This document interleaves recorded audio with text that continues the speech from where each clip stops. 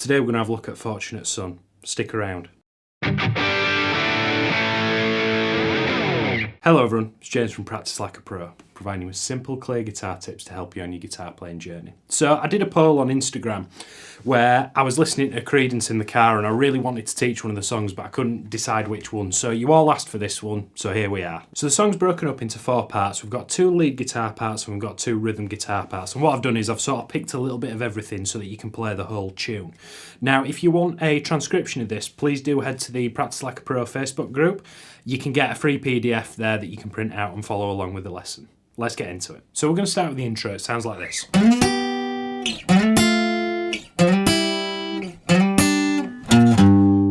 Okay, let's break that down. So this little riff, you might have noticed I'm hybrid picking this. You can use a down and an up stroke for this, but what I'm doing is the lower note on the lower string, I'm picking with the pick, and then I'm picking the second note of each phrase with my index finger. So to begin with, I'm going to slide from the 7th fret to the 9th fret on the D string with my middle finger.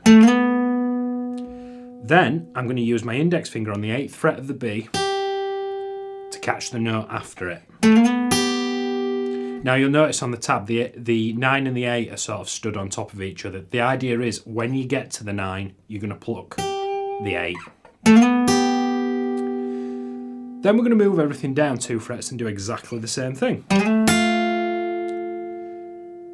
Then I'm going to go.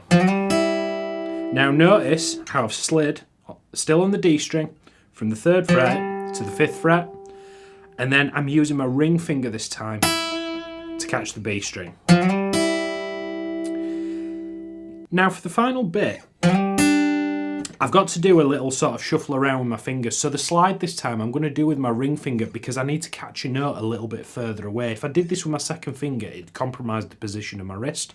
Can you see I'm sliding on the D string to the 5th fret with my ring finger? And then I'm using my index finger on the 3rd fret of the B. And then that's followed by a secondary guitar part. Now this isn't actually done by the lead guitarist, it's another guitar it sounds like, but I've put them together for the sake of playing along to the record. And all we're going to do is we're going to play a 6 on the low E, then a 3 on the low E, and I'm using my pinky and then my index finger. Let's glue all that together. 9-8, 7-6, 5-5, 5-3, 6-3.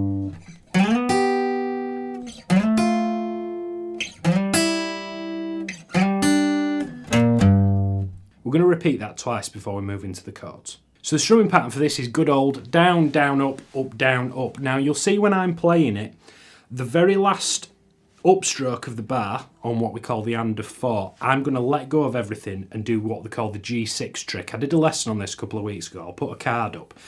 Basically, it just gives me that little bit more time to get to the next chord. Now, the chords are G, F, C, and then there's a D in there as well. Not necessarily in that order, but those are the chords. Now that F chord, I appreciate a lot of people are going to really struggle with that. If you want to, you can use F major 7, or you can use what we call little f. If you want to. I'm going to use F major 7, just because I want to. The verse is a 4-bar progression repeated twice. This is what we're going for.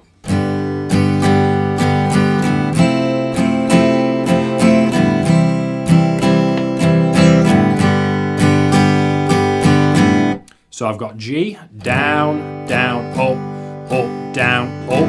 Remember I'm letting go of everything. To F. C.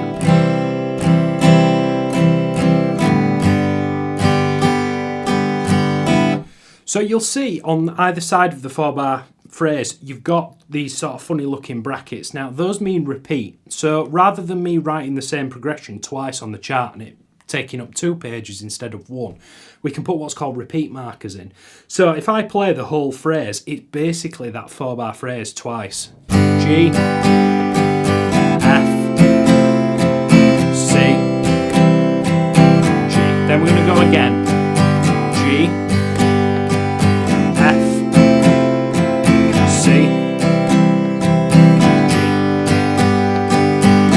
So then for the next section, it's exactly the same strumming pattern. You'll see these dashes, and all that means is you to repeat the rhythm that's previously mentioned. That's how I write my charts out. It also kind of tidies everything up and makes it a little bit easier to kind of sight read. So it doesn't mean 4 strokes to the bar, it means you to repeat the strumming pattern in bar 7. The chorus section, me, I, a fortunate son, you've got a full bar of G, D, C, G. And then we've got repeat markers, so we're going to go around again. G, D, C, G. So you've gone around the verse, you've gone around the chorus, and then if you have a look at the chart, if you've been to the Facebook group and downloaded it, link in the description, you've got another verse and then another chorus. So you basically verse, chorus, and then we get into what I call the bridge, which is kind of like the break in the middle. Very similar to the intro, but there's a little bit of a rhythmic variation that we need to have a look at. Let me play it for you first.